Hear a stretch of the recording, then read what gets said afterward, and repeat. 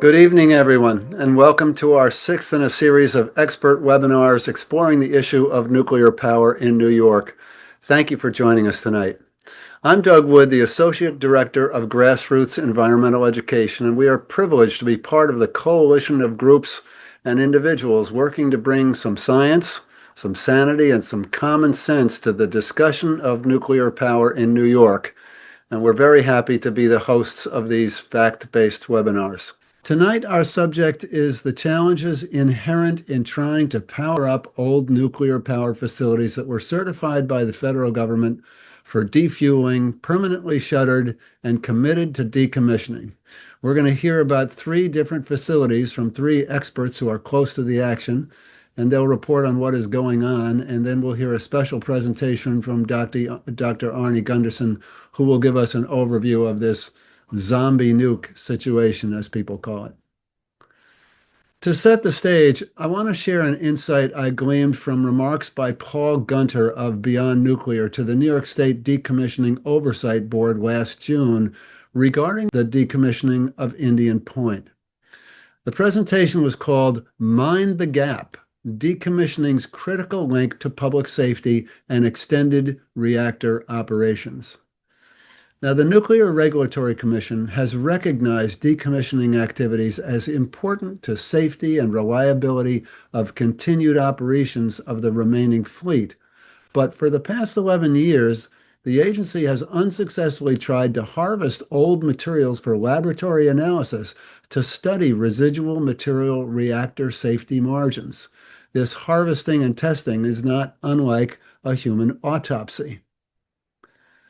The NRC's Office of Research has identified many technical knowledge gaps in its understanding on how to manage age-related degradation in its operating licensing process, particularly for license extensions that go out for 80 years or so.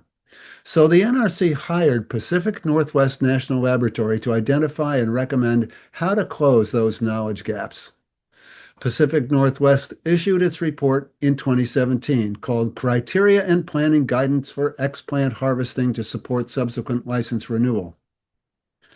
That report contained more than 60 mentions of knowledge gaps in license extension activities that will likely require or will require aged material harvesting and lab analysis to provide reasonable assurance of adequate protection for extended reactor operations. The report was posted on numerous websites, including the International Atomic Energy Agency's International Nuclear Information Service and the Department of Energy's Office of Science and Technical Information. The report cited a critical need to harvest material samples for lab analysis to determine reactor pressure vessel embrittlement, degradation of reactor internals, concrete and containment degradation, and electrical cable degradation. And I'll just mention here that Indian Point has 1,200 miles of electrical cable. Now, current computer modeling without any real-world evidence to determine current and projected conditions of nuclear facilities may not be accurate or reliable. The technical report concluded that current computer models will require benchmarking using data from real-world materials harvested during decommissioning for laboratory analysis.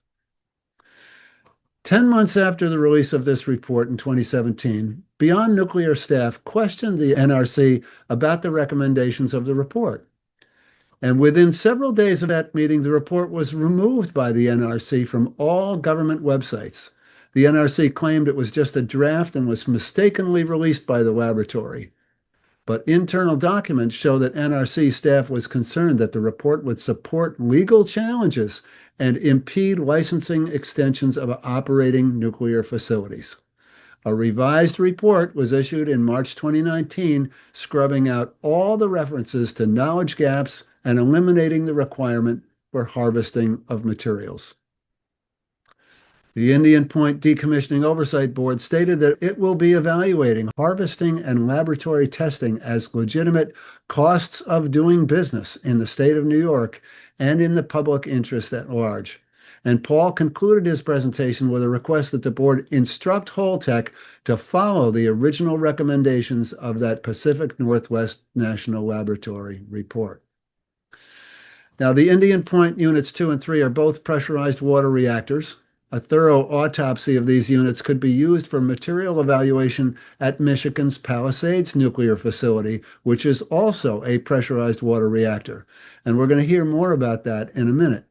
While not an identical design to Indian Point, both units use many of the same materials in their systems, structures, and components. And now, to tell us more about the situations at the Palisades plant, I'm pleased to introduce Michael Keegan.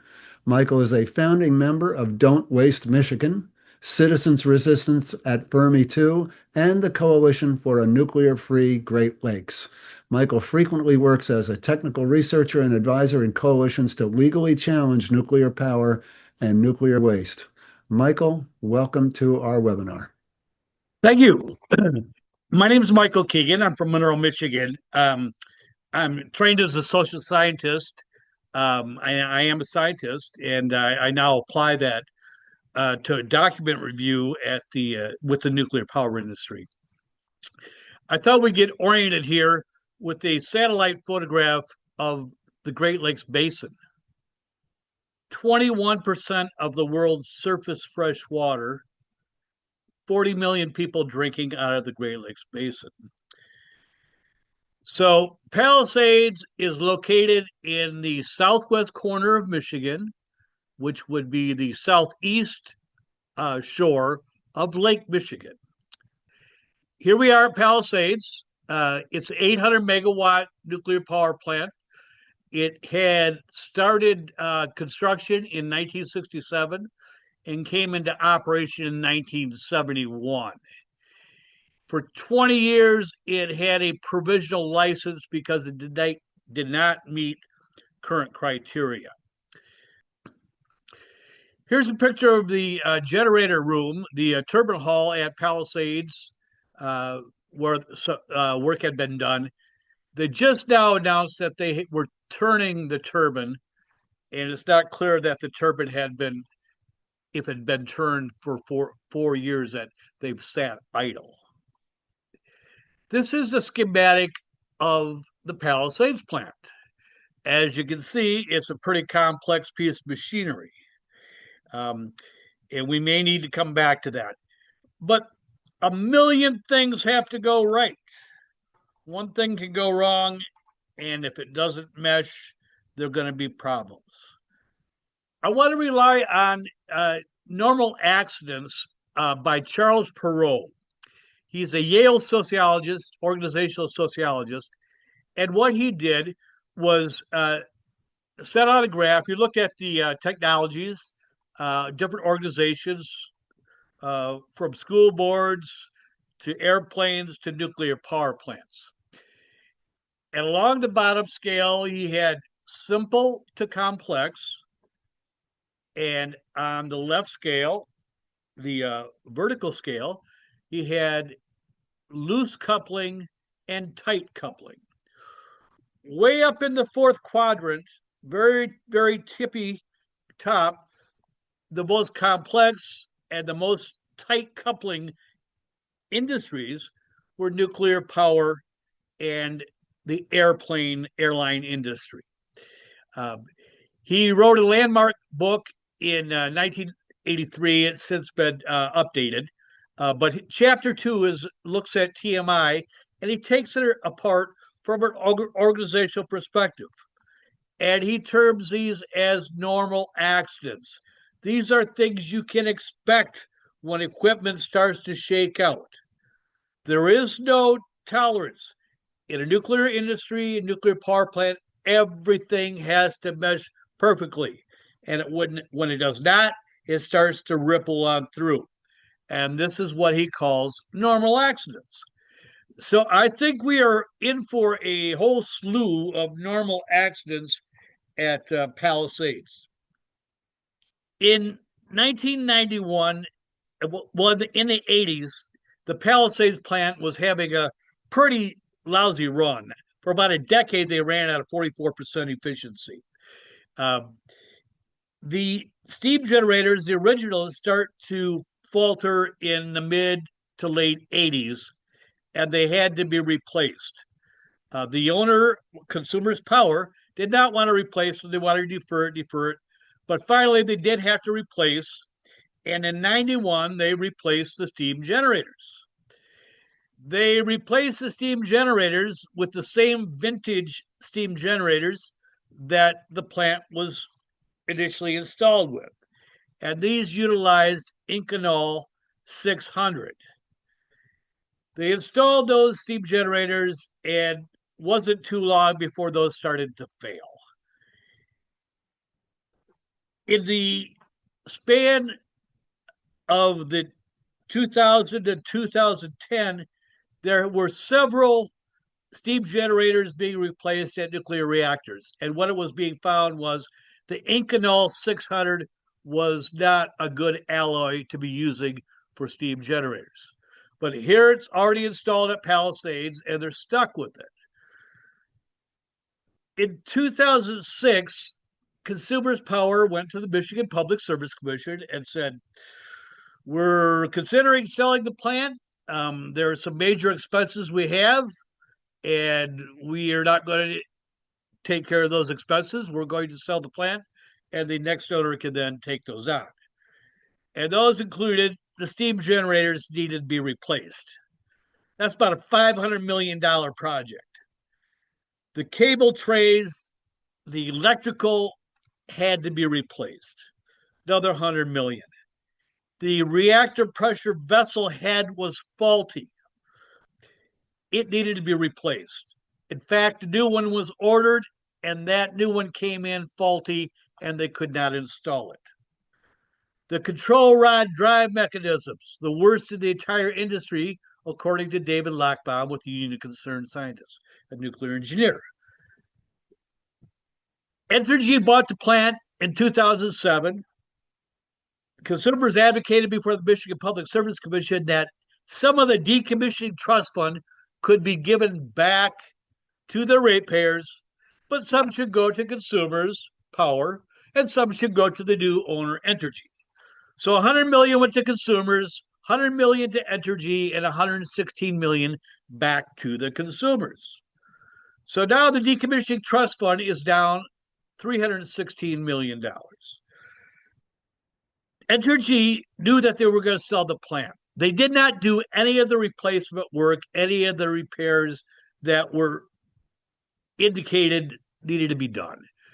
They went along, patched as they could, as they would, but deferred any serious work. Entergy was looking to sell the plant to unload the plant, and this began as early as 2014, 2015. In 2015, Entergy makes application to the NRC to get exemptions, not to have to do 10-year inspections. Going to defer the fifth 10-year cycle, 2015 to 2025. Going to defer that until 2026. So they got exemptions to do that. When I was looking at those documents, it looked like there were 28 different areas. And when things shook out, it looks like at least 22 areas that the work was not done. And these are things like tendons on this containment, these steam generators not being replaced, promises to change out control rod drive mechanisms. In August 1st of 2024, they promised the NRC that they were going to change out a whole host of items. They did not. They came back in the summer of 25 and said, we're going to get exemptions on that and defer that work until later. Well, we are now approaching restart. They had promised a week after Holtec took possession from Entergy of the plant, they secretly applied to the Department of Energy to get money to restart the plant. So for 2 years, the public was led along in this kabuki dance that, oh, the plant's being decommissioned, Holtec is buying it to terminate it, to decommission it. That was all a ruse. It was a bait and switch, and everybody was in on it except the public. And it implicates Jennifer Granholm, Gretchen Whitmer. They colluded in a bait and switch, to take what was to be a terminated license and try to resurrect in a restart.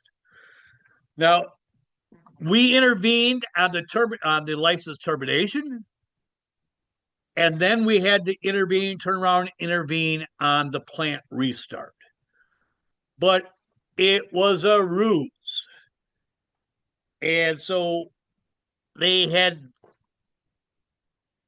Holtec had promised Entergy, Holtec had promised the DOE that they would have the plant up and running.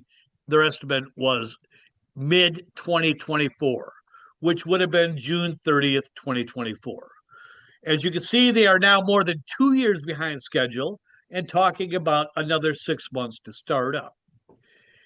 The plant was not what they thought it was. They didn't do due diligence. They bought a pig in a poke. Well, the cat's out of the bag, and they bought a dilapidated hunk of junk. And the Michael, major, I'm sorry to interrupt you, but we need to move on. We have many speakers to get to. So if you could just okay, wrap up in the next couple of minutes. Thank you. okay. So the steam generators are the major problem there. They have been repaired with sleeving of almost a mile's worth of patches. That is a problem. Here's my point. You can duck the regulations of NRC and the rules, but you cannot duck the laws of physics.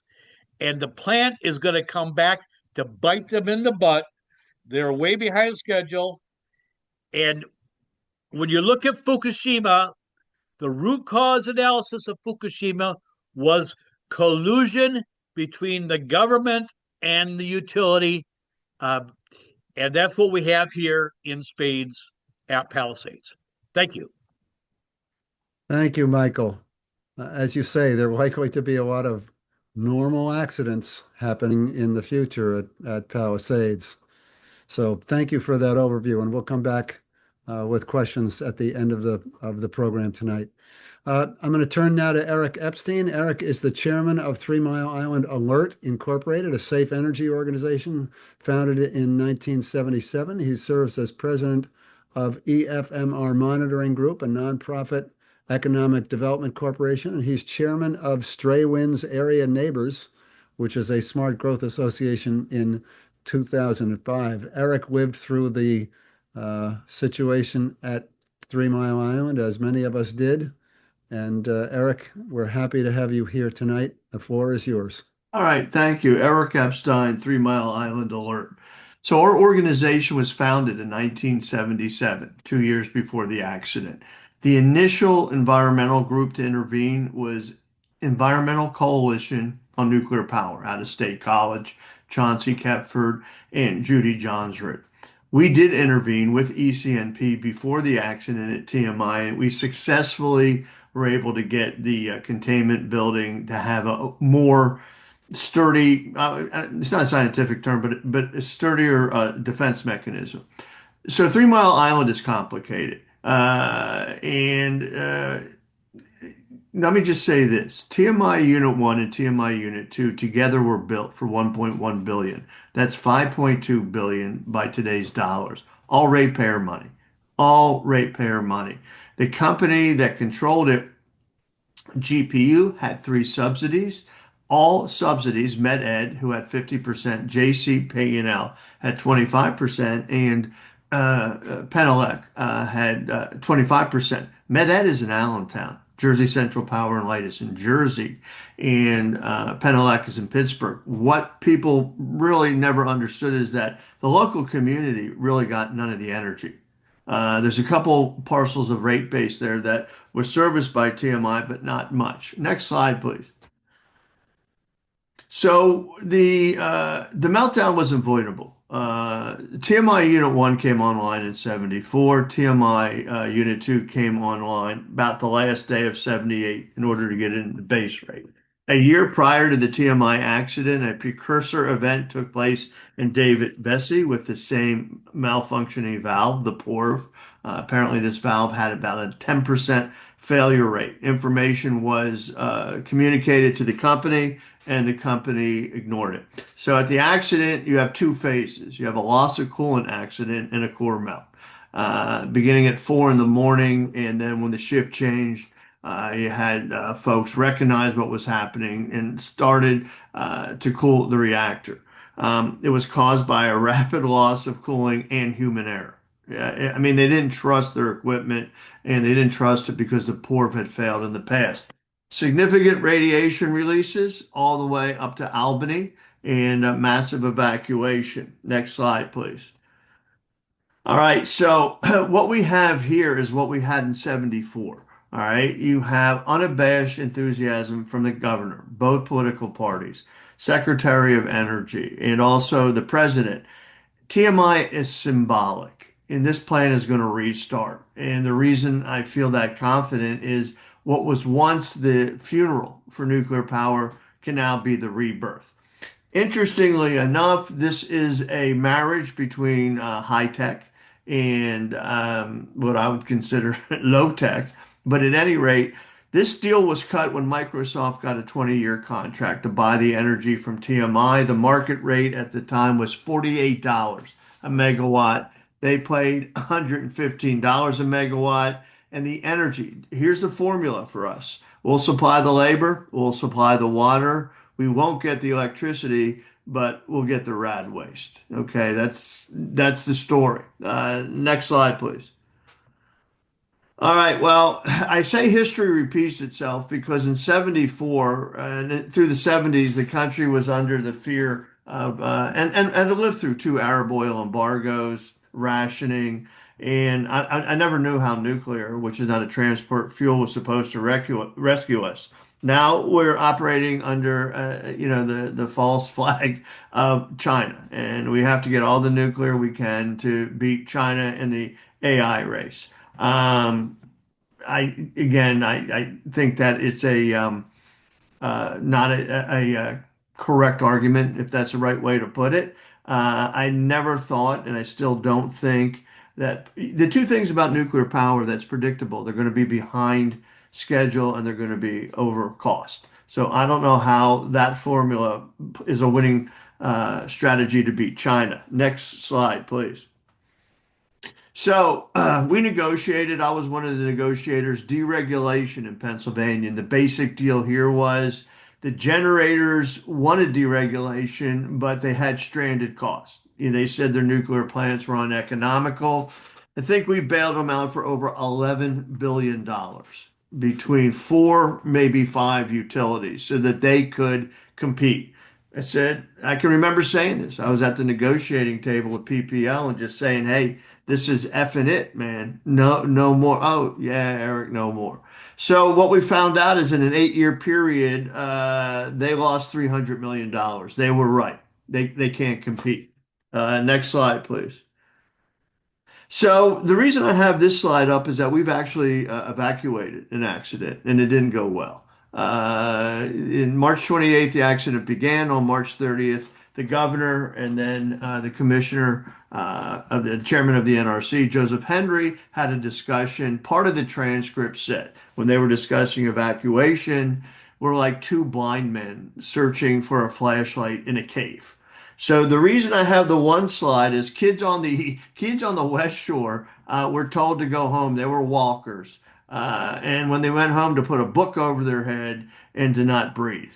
But the other reason I have this is that we're an agricultural community. Farmers aren't going to leave, and nobody's figured it out yet in all this time. The Amish don't have phones. They don't have electronic device, and they make up a significant portion of our agricultural community. Next slide, please. All right. Well, with the greenwashing, I don't know what to say. I actually thought we won a Better Business Bureau case. I think the national groups, when they sued to have the NEI remove their ads that they claim correctly were incorrect. The nuclear folks, they had a cute little owl, and they were saying, nuclear is benign, it's environmentally sound. And what we're hearing now is that, look, it's not coal. Okay, not such a great argument, but we need this. We need this energy so the lights don't go out on cold, windless nights. I don't know how shipping our energy to data centers in the Midwest do that. But right now, the issue in Pennsylvania is data centers. That's what's causing the fury. Next slide, please. All right, yeah, I can't resist doing this, but at the end of the day, what you have to know before we get to the restart, we have 700 tons of high-level waste. It's stored on a parking lot below the floodplain on an island that floods. I mean, pure genius. By the way, the ISAFE that we have for TMI was built by raided money from the decommissioning fund.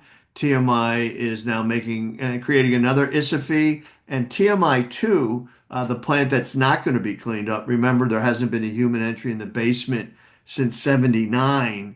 It has a little mini ISAFE, maybe 9 casks. The ones for TMI 1, and again, TMI 1 is owned by Constellation. TMI 2 is owned by TMI 2 Solutions. They're a spin-off of Energy Solutions out of Utah, and they're cowboys. They don't know what the hell they're doing here. Next slide.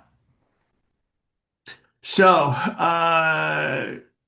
we have an agreement well, we have five nuclear power plants in the country, in our state. Four of them are operating. So if TMI operates, again, we'll get more rad waste.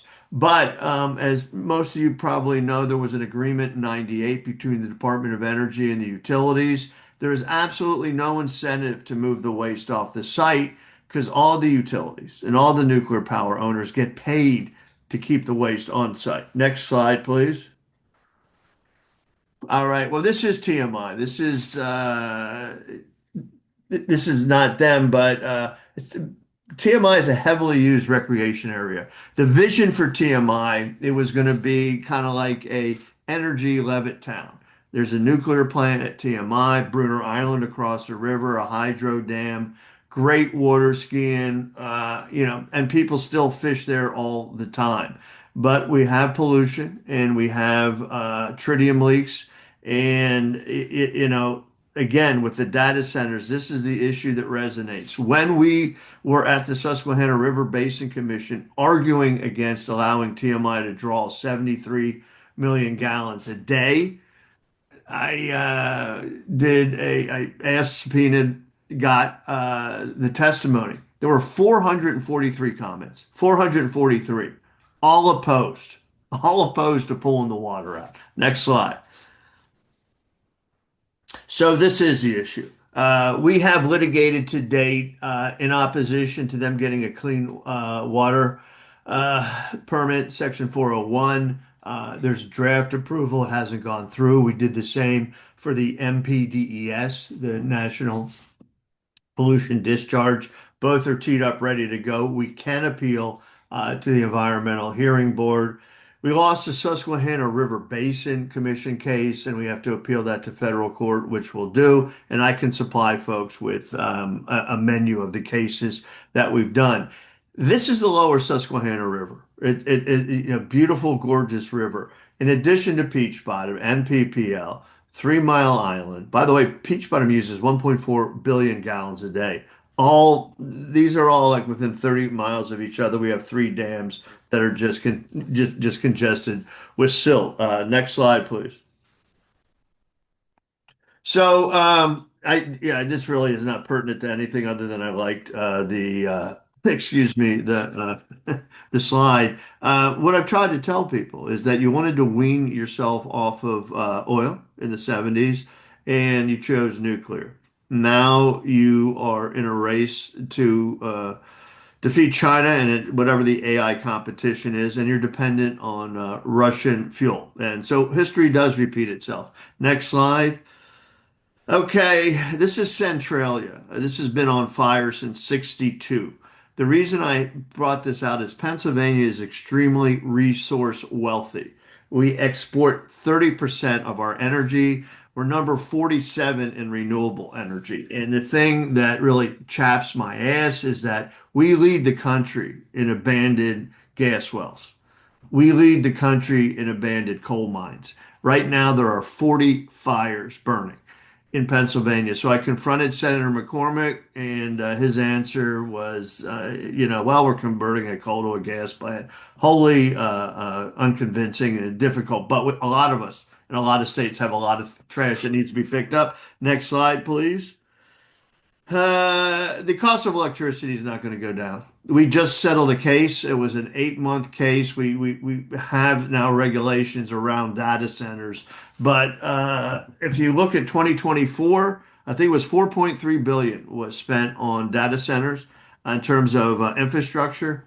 95%. This is a Union of Concerned Scientists. 95% came from the consumers.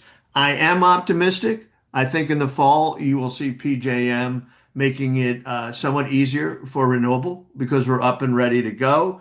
And one more slide. Okay, we don't really need that. This is suffice to say that the plant TMI is a radioactive waste site. What a lot of people don't know, we shipped our fuel to Idaho. Those casks in Idaho began leaking 10 years after we stored waste in them. And the next slide. All right, so famous picture from 3 Mile Island. These are the health effects of TMI. I want to make this clear. So if there's anything you take home tonight is that there has never been a health study that hasn't found increased cancer. And even Pittsburgh, which didn't find a lot, still found cancer among men. And that was built on the DEP study, which was thrown out because they had manipulated. But if you look at Columbia, if you look at North Carolina, if you look at the 3 studies from Hershey, all have found increased cancer. And what you see here is what we did is that we traced where the plumes went. And when you do that, and we went door to door, 5 different studies, you'll find the cancer. And the next slide should be the last. I just thought, it'd be cool to put a William Faulkner quote in there. But the thing I want to leave people with, and I do this in every presentation or lecture, March 28th, 1979, 4 o'clock in the morning, the accident began. There is no ending. People don't get that. People don't get radiation time. When you say, 10,000 years, it's like 20 megatons. They don't get it. And I don't know how we communicate it.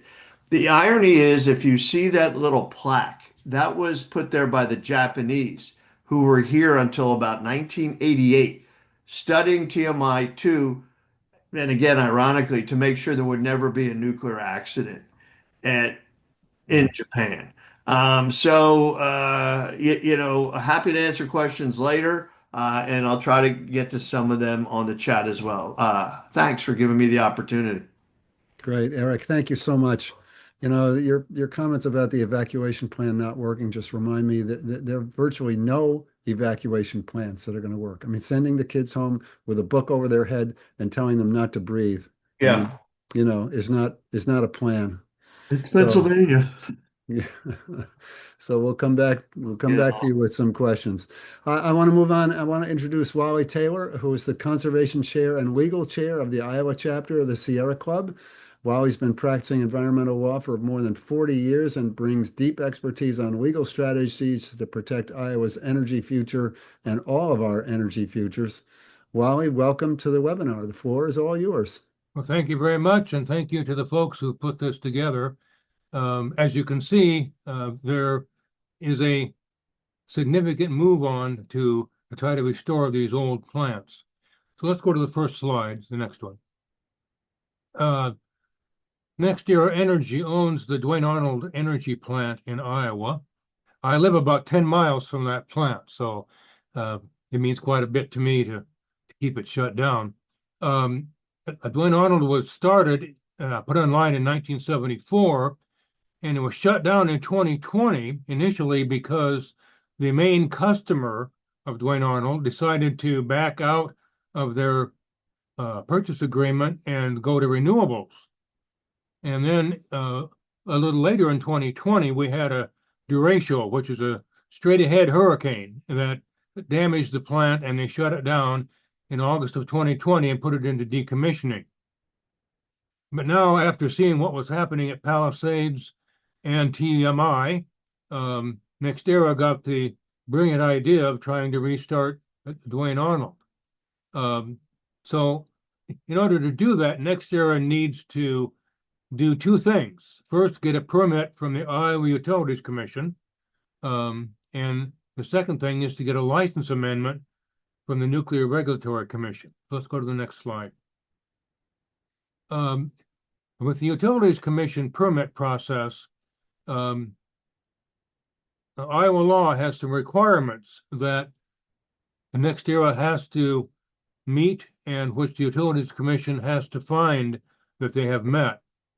And those are to provide sufficient quantity of reliable electric service to Iowa consumers, to provide economic benefits to the state, provide electric generation compatible with environmental policies of the state, and to encourage the development of renewable electric power generation. And obviously, if you're thinking at all, Duane Arnold doesn't comply with any of that legislative intent. So let's go to the next slide. Duane Arnold won't provide electric service to Iowa consumers because the purpose of restarting Duane Arnold is a power purchase agreement Duane Arnold has with Google to power some data centers. Just like with TMI, it's all about the data centers. 92% of the power, if Duane Arnold's restarted, would go to Google. About 8% would be purchased by Central Iowa Power Cooperative, which is a rural electric cooperative, to serve that cooperative's members. But that's just, I think, in there to try to satisfy the legislative intent that at least a little bit of the power would go to Iowa consumers. But I hope that doesn't fool anybody. And there will be no benefits to the state. There may be some short-term economic benefits from construction jobs, but there are long-term costs and adverse impacts. What NextEra did, as most of these applicants for Utility Commission permits did, was to bring in an economist who uses a modeling program called IMPLAN, which just models the positive economic benefits. It doesn't consider the costs or adverse impacts. So naturally, that gives NextEra the answer at once. But in order to do a proper economic analysis, you need to do a cost-benefit analysis. So let's go to the next slide. In the environmental policies of the state that NextEra is supposed to comply with, supports renewable energy, and nuclear power is not renewable. Nuclear power uses uranium. It's a finite resource. Nuclear power is not clean for several reasons. First, the mining and processing of uranium. And during the operation of the plant emits pollutants, both to the water and to the air, tritium to the water. And we presented evidence to the Utility Commission. And by the way, we had our hearing with the commission, and as a spoiler alert, the commission granted the permit. So our next step is to go to court. But we had evidence that official documents show that there are several radioactive elements that are emitted into the air from nuclear plants and specifically from Duane Arnold. Also, there were two recent studies by the Harvard School of Public Health that found that there is a higher incidence of cancer among folks who live near nuclear plants. And in fact, we had an expert who did some research looking at public records of health impacts in areas near the Duane Arnold plant in the counties around Duane Arnold, and comparing the time period before Duane Arnold went online to the time period during when it was online and the 5 years or so after it went offline, that there was a higher incidence of cancer during the time that it was online. That seems pretty clear to me. And of course, the radioactive waste. There's no place to put it. Although I did see today in an email that the Trump administration thinks that they can find several places to put the waste. It looks like Utah is the leading candidate. But anyway, at this point, there's no place to put it. So it's being stored at the Duane Arnold site in the canisters. So that seems to be a problem for people living around the area. Let's go to the next slide. As I said, the real problem here is that power is not being used by Iowa consumers. It's being used by the Google data center. And the data center takes a lot of water. It'll take a lot of energy. And does it really promote a public good? And especially troubling here was that NextEra had proposed to build several solar projects in that area. And when they got the idea to reopen Duane Arnold, they went to FERC and got waivers to transfer their transmission tariffs from those solar projects to Duane Arnold in order to restart Duane Arnold. So they're giving up renewable energy to restart a closed nuclear reactor. So let's go to the next slide. So the other thing that NextEra has to do is get through the NRC licensing process. There is no regulatory pathway to restarting a closed reactor. There is no regulation, no statute that really allows that. So what happened was that when Holtec got the idea to restart Palisades, they came up with this scheme to cobble together some existing regulations that the NRC had and say, well, we can use these regulations to legally restart Palisades. And so NextEra is using that same template to try to restart Duane Arnold. The linchpin of that scheme is to get an exemption, because when Duane Arnold went into decommissioning, NextEra had to file certifications that the plant was going to be shut down, the fuel was going to be removed. And so in order to proceed with license amendments to restart, NextEra has to get an exemption from those decommissioning certifications and the decommissioning regulation, which provides for the process for decommissioning and terminating the license, not for restarting. And that exemption is pretty clear that it's for a one-time unforeseen hardship that would be an undue hardship to the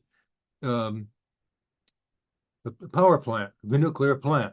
That's not what this is. This is simply an exemption to give NextEra what it wants, to allow it to do something it has no right to do.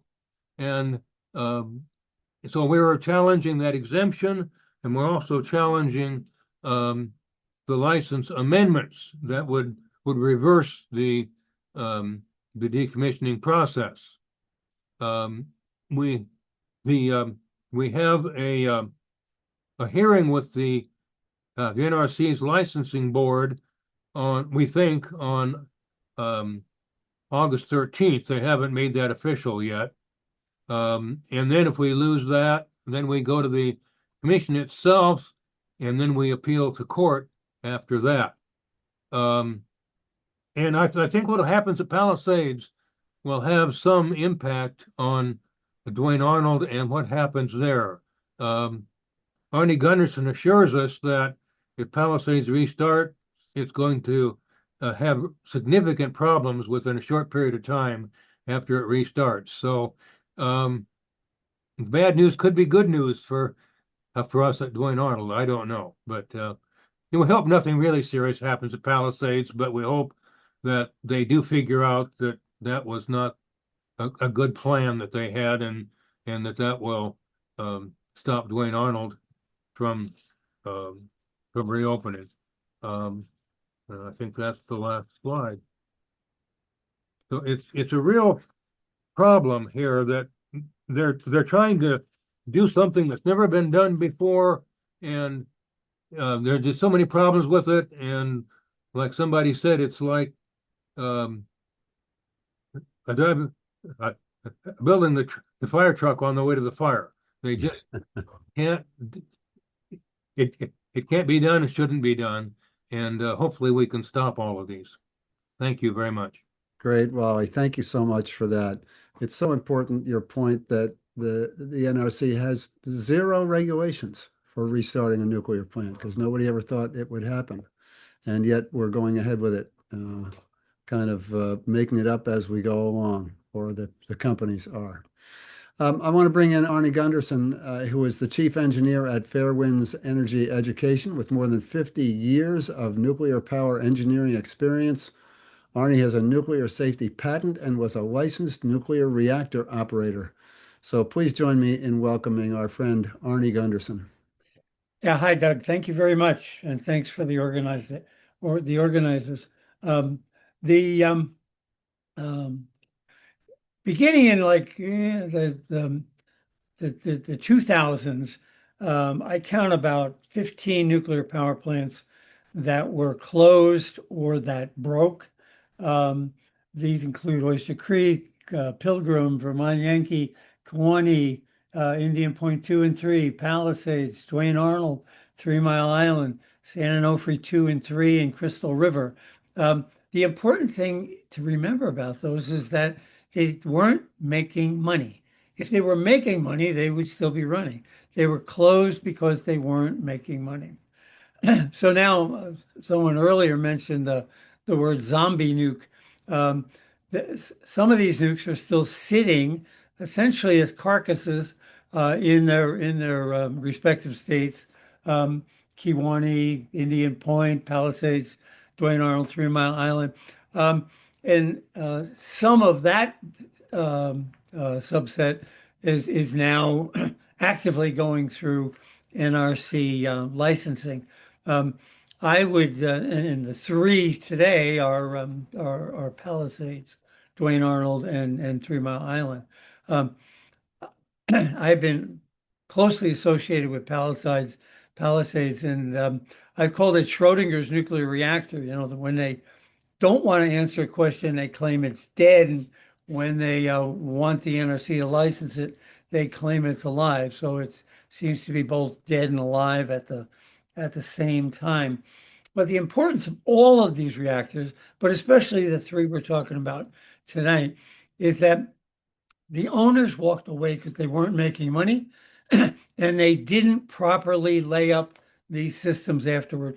You know, your car has a radiator loop in it, and every once in a while you're supposed to change the radiator fluid to prevent the water chemistry from getting screwed up so that it's either too acidic or too basic or too much oxygen. You know, every once in a while you got to take it to the shop and they got to add new Prestone into the radiator. They didn't do that at any of these power plants. They let them sit in water that they had no control over, with no oxygen levels, no pH controls. They violated industry norms for water chemistry for years. And now they come up with this great idea, let's restart these zombie reactors. The biggest problem, to my mind, is the water chemistry on the inside of these pipes. They're either rusty because they've been left in air, or they haven't been maintained chemically, like at Palisades. Palisades had 250 times more steam generator damage under Holtec, the owner that's trying to revive the plant, than it did under Entergy, the previous owner. Why? Because they didn't maintain the water chemistry. They put in 8/10 of a mile of of sleeving inside these steam generator tubes to try to bring them back up to snuff. Um, that's going to be the same at 3 Mile Island, and Duane Arnold's a different problem, but still the lack of oxygen control causes steel to rust. So we've got rusty pipes, and even if they clean the pipes, there's a problem in the crevices where the pipe joins into another pipe. That crevice absorbs chemical contamination and you don't wash it out. It gets stuck in there. And when the power comes back up and the pressure comes up, I'm deeply concerned. Um, in addition, Paul's discussion also talked about rubber gaskets and rubber materials in the insulation on wires and things like that. Again, for 3, 4, 5 years, these wires just sat with attacks by rodents and on and on and on. Plus, they're just getting old. So the bottom line is that without subsidies, these plants would not be being restarted. They weren't economical when they shut down, and they won't be economical when they start up. Palisades is going to continue to get subsidies after it goes back online. The driving force, as Eric said, is the AI data centers. Think about that for a second, though. The AI data centers, the owners make the money, but the Price Anderson nuclear insurance is carried by taxpayers. So we are subsidizing the risk as taxpayers. If a Microsoft AI data center goes offline because a nuclear plant explodes, yeah, the stockholders lose the value in the data center.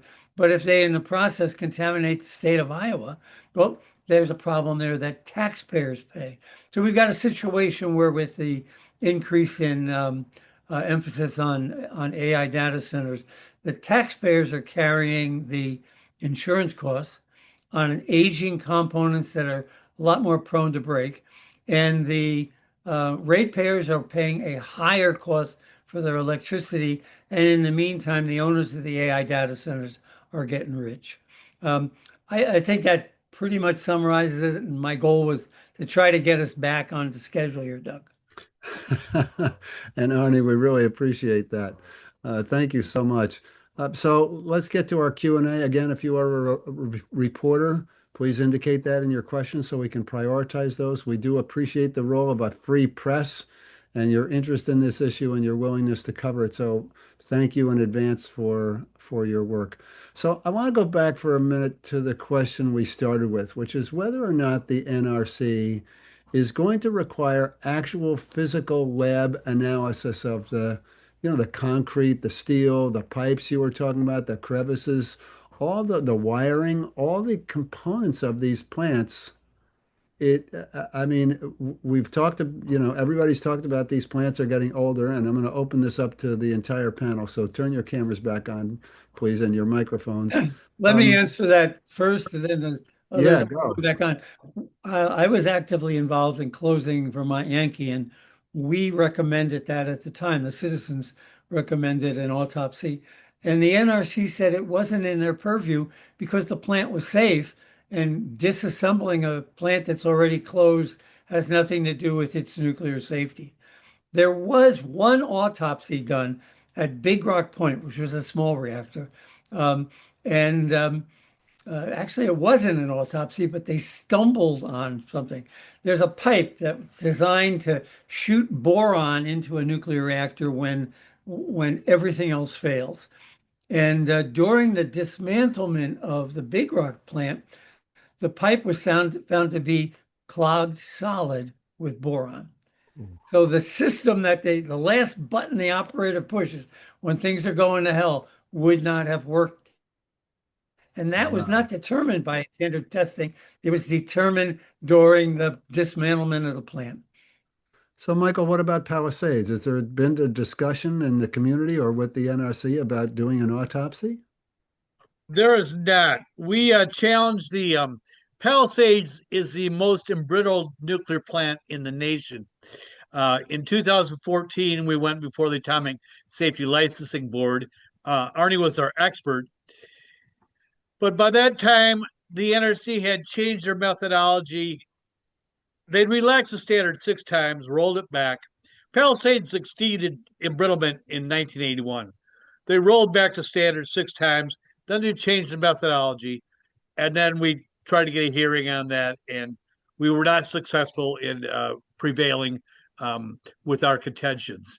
They don't want to know. They won't pull the capsules. And at Palisades, later we hear from another nuclear engineer that the capsules there don't match the wells. So they just played this game that, this is going to be, they don't want to know. It's a data free zone. The NRC does not want to know, and Holtec does not want to know because it will reflect badly on Palisades and would bring about a shutdown. Michael, you mentioned the word embrittlement, and I think that's something that everybody in this panel understands, but our audience may not fully understand. Can you just talk a little bit about that? I can, but I'm going to have some backup from Arnie if I need it. When the metal gets bombarded with radiation, neutron bombardment, the metal at the molecular level becomes brittle. It loses its ductility, loses its flexibility. So when you got to shut a reactor down, you're going to change the you're going to change the temperature of the vessel very quickly by putting water in there. So you got to slowly bring the temperature down. Otherwise, you risk a pressurized thermal shock, as if you took a boiling water, canister of boiling water, and stuck it in a bucket of ice. It's that pressurized thermal shock which cracks the reactor, which can lead to a major LOCA, loss of coolant accident. And that's in my best layman's terms I can provide.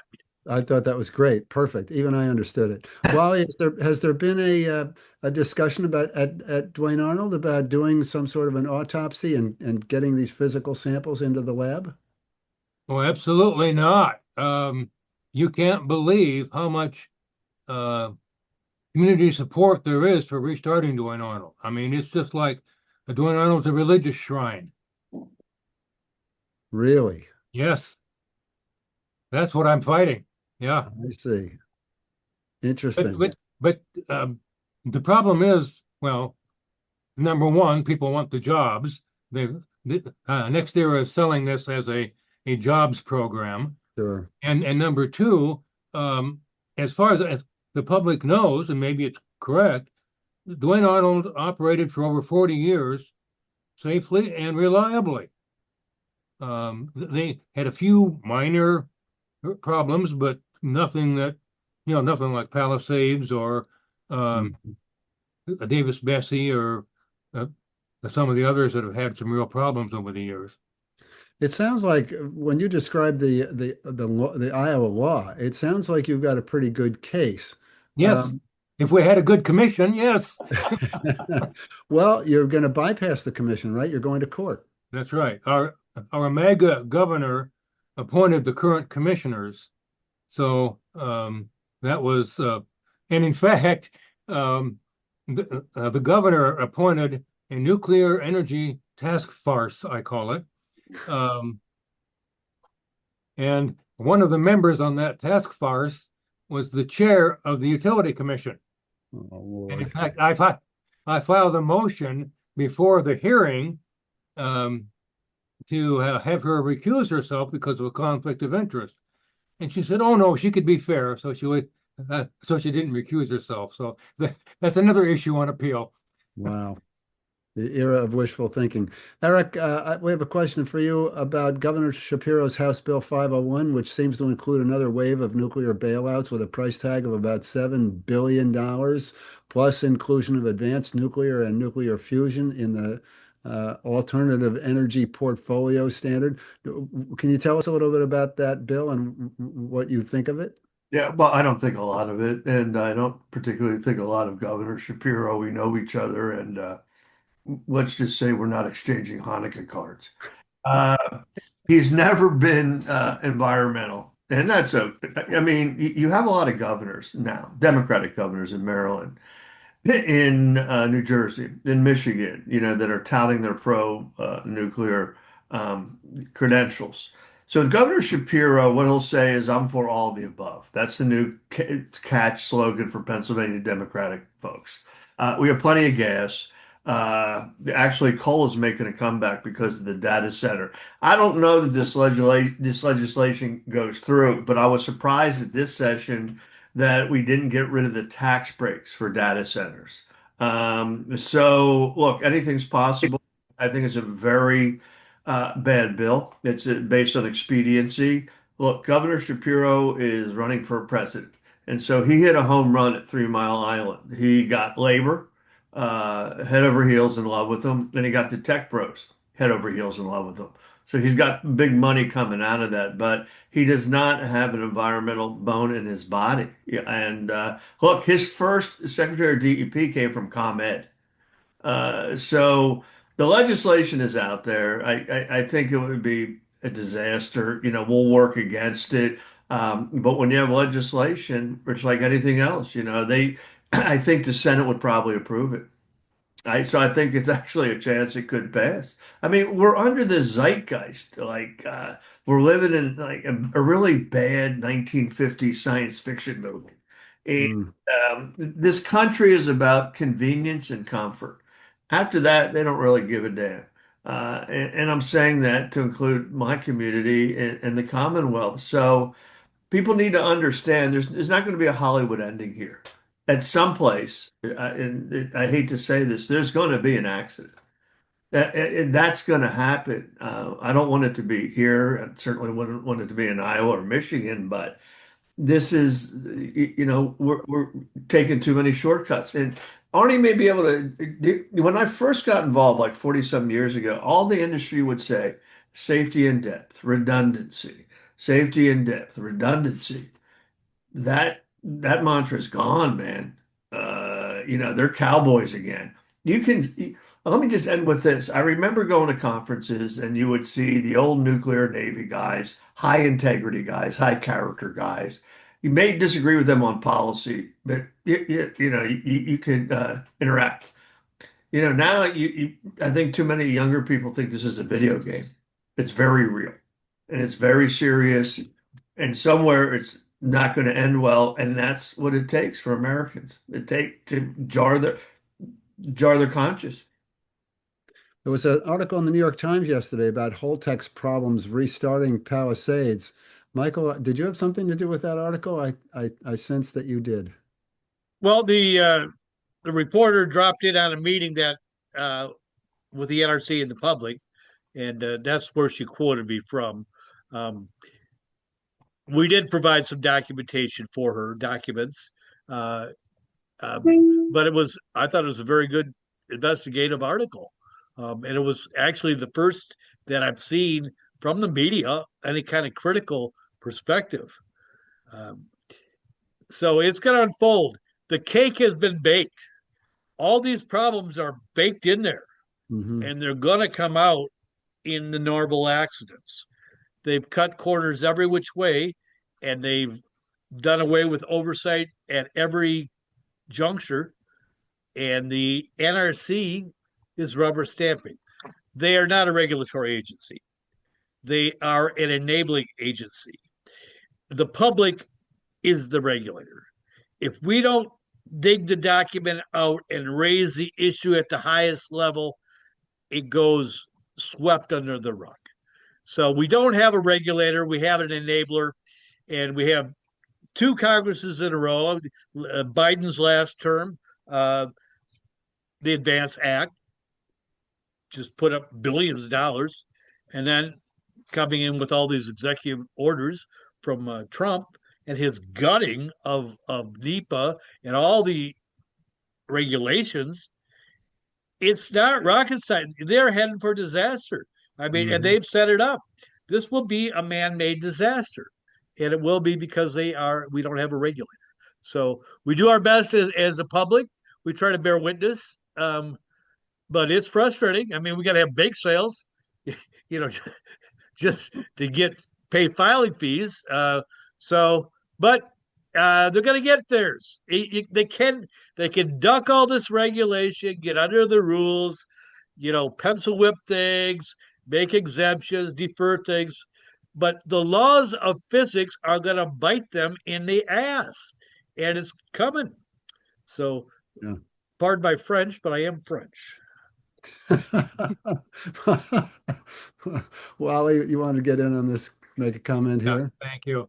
I just want to explain to those who have not dealt with the NRC that the NRC is not just an enabler, they're part of the industry. And that's how they see themselves. And I just cannot believe the more that I deal with the NRC, which I've been doing for the last 15 years, I guess, or so, the unbelievable arguments and spin and everything else they come up with to justify ruling in favor of the industry. It's just, I get so frustrated. There's nothing it seems like you can do to change that. Even when we have some halfway decent NRC commissioners, they're still really not protecting the public. Yeah. Arnie, did you have a comment on this? There's a term in political science called regulatory capture. When the FAA was created, it eventually got captured by the people who were supposed to regulate. The same with EPA and on and on and on. But capture implies that you want to escape. We don't have that at the NRC. We have regulatory collusion, and that's a fundamentally higher wall that they were founded in the Manhattan Project in secrecy. A great book is Fuller's book, The Day We Bombed Utah, which talks about the cover up of the exposure to people from bomb fallout in Utah. The collusion was baked into this cake as opposed to, the Boeing 737 MAX. That was regulatory capture, but what we're seeing now is regulatory collusion. Yeah. Have there been any efforts in any of the states where you guys are to have a moratorium on further nuclear, either nuclear building or restarting plants? We have a moratorium pending here in New York that a lot of us have been working on. Anything like that happening in your communities? Now we have this. Our state is riding a horse backwards into the wrong century. So, because of this nuclear phase, whatever you want to call it, Westinghouse, Western Pennsylvania shipping port, the first plant, I think they're going just the opposite way. In fact, Limerick is looking, not, yeah, Limerick is looking to uprate about 300 megawatts. So Pennsylvania has always been really very pro-nuclear, pro-coal, and I don't see a moratorium here. Just to cut to the chase, Doug, I apologize because I didn't really answer your prior question the way I wanted to. The alternative energy portfolio was a boom for Pennsylvania, and it was a boom for all states that adopted to it. Nuclear is taking a wrecking ball to it. So there won't be a moratorium here. Doesn't mean you keep fighting, see what Yeah. happens. Yeah. What we're And seeing, I'm sorry. yeah, no, to Wally's point, I was going to say that in the law, the Iowa law requires, a kind of, concentration on renewable energy projects, and they're just riding roughshod right over it. Yeah. And for years, Iowa has been a leader in renewable energy. In fact, we have had the highest percentage of our energy from wind of any state. We don't have as much wind total as Texas, but in terms of percentage, we are the leader. But back to moratoria.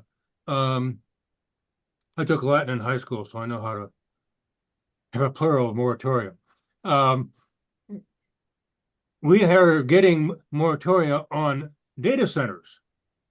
Several counties have passed moratoria. Other counties have passed strict regulations on data centers. And if data centers are the impetus for nuclear, maybe that's the way to get at it rather than Absolutely. directly against nuclear. Hmm. Absolutely. Interesting. Go ahead, Eric. No, I was going to say, look, I'm not theologically opposed to data centers, but the crowds that are turning out in Pennsylvania and they're raucous, and citizens are pretty informed, and they're asking questions that they could ask about nuclear. Where's the water coming from? What's this going to cost in terms of electricity? So at 3 Mile Island at the Susquehanna River Basin Commission, you had 443 people critical of taking the water out of the river for the nuke plant, even though the data center's in another area code. So again, I think look, it's 4% in Pennsylvania opposed. Very animated. And right now the politicians don't know what to do. I think if you make the nexus with nuclear and data, people will listen. And I was just really shocked at how much the data center issue with nuclear resonated. Mm-hmm. Very interesting. And I understand in Spain, they're building a data center that's going to take most of the water for the local community, which is an agricultural community. So they're teaching the farmers to grow with less water. That's their solution. Yeah, I think Mhm. water's overrated, like clean air, and we'll have to accommodate to the new social order. So, can we just do one more? I want to talk just a little bit about insurance. Are these companies insured against loss, or are they exempt from insurance? Arnie, you talked a little bit, I think, about how individual homeowners and ratepayers pick up the bill for or are not covered for a nuclear accident. Is that the case? You're muted right now. The owners of the nuclear plants are required to pony up something like $100 million after a meltdown, but the Fukushima meltdowns have cost $750 billion. Ooh. And where does that come from? That comes from the taxpayers. So that the AI companies have no dog in the fight. They're just buying the power. So the Sure. whoever owns that power plant is in for tens of millions of dollars on a bill that's going to go upward of $500 billion. So um, it's they get the benefit, we carry the risk. Okay, so let me pose the question that everybody wants to know. How close are we to a nuclear accident happening?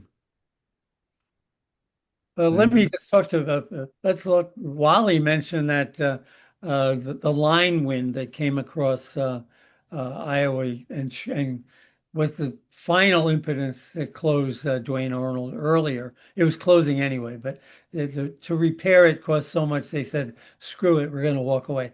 That line, the NRC says the desired number is 1 in a million for a meltdown. That line wind increased the probability of a meltdown by 100,000%. We were down to a 1 in 100 chance of a meltdown at Duane Arnold from a 1 in a million chance. That was pretty damn close. And um, I'll pick on Duane Arnold again. Fukushima 1 had just gotten its license extension. It had run for 40 years. And in February, it got its license extension to continue to run. In March, it was the first to blow up. So you have 40 good years. Everybody looks at that and they forget about the one bad day. And that's really what you're up against. One bad day is all you need. Yeah. Good. yeah, exactly. Uh, from the Union Concerned Scientist, formerly of the Union Concerned Scientist, that's what he would say is that you could have a good day, a good week, a good month, a good decade. It's all it takes is a weekend. It's a risk reward. And I just don't think people know what the risk is. I don't know that they'd be willing to take it. But I do think, to answer your question, Doug, I do think they carry insurance on their property. I noticed when TMI went into decommissioning, they reduced the amount of their property insurance, really to a pittance. So these guys are indemnified at every level. Yeah. Yeah. When I was working on the Fort Calhoun situation in 2011 and so Right. on, Fort Calhoun was flooded by a flood of the Missouri River, and they went in after the flood waters receded and found just a ton of problems. And so they had some follow-up meetings and an oversight committee and whatever. And they were saying that there are two ways to assess risk. One is the frequency, even if it's a small risk, if it's frequent, it's too much of a risk. The other is if it's infrequent and you don't know when it's going to happen, but it's going to be catastrophic, that's another kind of risk you don't want to take. That's Yeah. what we're looking at here. We have a question from the audience. Is the reliance on self-certification part of the danger? Some NRC staff implied that components of the microreactor design are pretty much taken on faith and rubber stamped because they weren't really giving the staff the time or the manpower to look at them all. Does that ring a bell? Does that ring as true with you guys? Well, I believe it. I haven't had that experience. I mean, when I look through the environmental assessment here, it was replete with assumptions that, it's our belief that, this X component, Y component, that they'll be okay and they don't pose a risk. So, I, I just think, and I don't know who said it before, but it's hard for people who aren't involved to understand that the regulatory entities really basically pom-poms. They're facilitating, they're accelerating. It's never been objective. I don't think it was when you were involved, maybe a little better. But I don't think you should be taking things on faith that have that type of impact. I'm not that religious. Hmm. Any other comments about that? I'd say the bar is very low. What the NRC is looking for is plausible deniability. Hmm. You hired experts. The experts said the report was good. You could do it. Good to go. Good for us. They're not critical in their analysis. They accept the industry, um, and they're mutually dependent, incestuous, rotating. Um, and now we have a regulator that has their mandate from Congress, rubber stamp, get to yes, has executive orders, get to yes. So the NRC position on the Palisades seems to be they've approved. They have denied our appeals. They've approved it. They are clearing the runway. Everything's a go, and it's almost as if the NRC is saying, "Well, Mr. Trump, you can't say we didn't hold it up because they haven't." Yeah. Yeah. We're getting to the end of our program. Any final comments? Any things you guys wanted to say that you didn't get a chance to say? Any questions I didn't ask that I should have? Well, quickly, I'd like to say it's a matter of greed, not a matter of need. At Palisades, the transmission corridor has sat idle for 5 years as an agreement to be ready to go should Palisades come up and run again.